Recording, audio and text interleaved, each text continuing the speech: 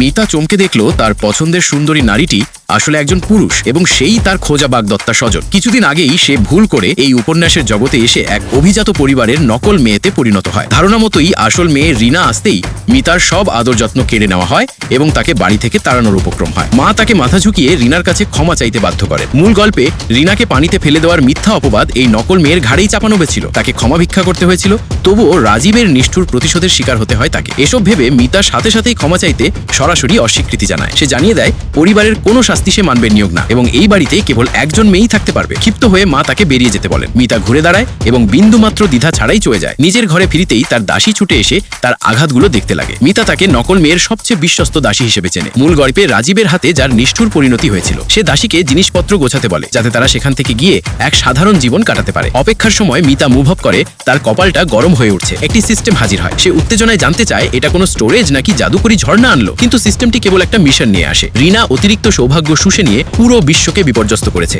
তাই তাকে দমানোর জন্যই মিতাকে বেছে নেওয়া হয়েছে। মিতা সরাসরি তা প্রত্যাখ্যান করে। সিস্টেম দ্রুতই জানায় যে তার কাজটা আসলে খুবই সহজ। দারুণ সৌভাগ্যবান তিনজন পুরুষকে নিজের কাছে টানা এবং তাদেরকে রিনার কাছ থেকে দূরে রাখা। প্রথম দুজন হলো তার পালিত ভাই আর শেষের জন তার বাগদত্তা সজল। অদূর ভবিষ্যতে সজল প্রথম দেখাতেই রিনার প্রেমে পড়বে, রাজীবের বিরুদ্ধে যাবে এবং শেষমেশ বিশ্বে বিশৃঙ্খলা ছড়াবে। মিতা মনে মনে এই প্রেমে অন্ধ বোকাদের গালমন্দ করে, তবুও সে মিশনটি নেয় কারণ সিস্টেম তাকে সুগন্ধি তৈরির দামি উপাদান দেয়, যা দিয়ে সে সুগন্ধি বানানোর পুরনো ইচ্ছা পূরণ করতে পারবে। এরপর মিতা দাসীকে নিয়ে বাড়ি ছাড়ে এবং সজলের খোঁজ নিতে তার বাড়ির দিকে যায়, কিন্তু তাকে ঢুকতে দেওয়া হয় না। সে চলে যেতে ঘুরতেই খেয়াল করে একজন লম্বা নারী তার দিকে একদৃষ্টে তাকিয়ে আছে। ভয়ে গা ছমছম করে ওঠায় মিতা দ্রুত সেখান থেকে সরে পড়ে। সে জানতোই না যে ওই নারীটি আসলে ছদ্মবেশে থাকা তার বাগদত্তা সজল। ম্যানেজার তাকে জানায় যে মার্স পরিবার সম্প্রতি তাদের আসল মেয়েকে পেয়েছে আর মিতাকে হয়তো তাড়িয়ে দেওয়া হয়েছে। তবে সজল নির্লিপ্তভাবে বলে যে এর সাথে তার কোনো সম্পর্ক নেই। অতীতে কি ঘটেছিল তা তার এখনো স্পষ্ট মনে আছে। ছোটবেলায় রাজীব তাকে উত্ত্যক্ত করত আর মিতাই তার ক্ষত সারিয়ে তাকে পালাতে সাহায্য করেছিল। তার এই দয়ার প্রতিদান দিতে সে নিজের হাতে মিতার জন্য একটা হেয়ার পিন বানিয়েছিল, কিন্তু যখন তাদের আবার দেখা হয়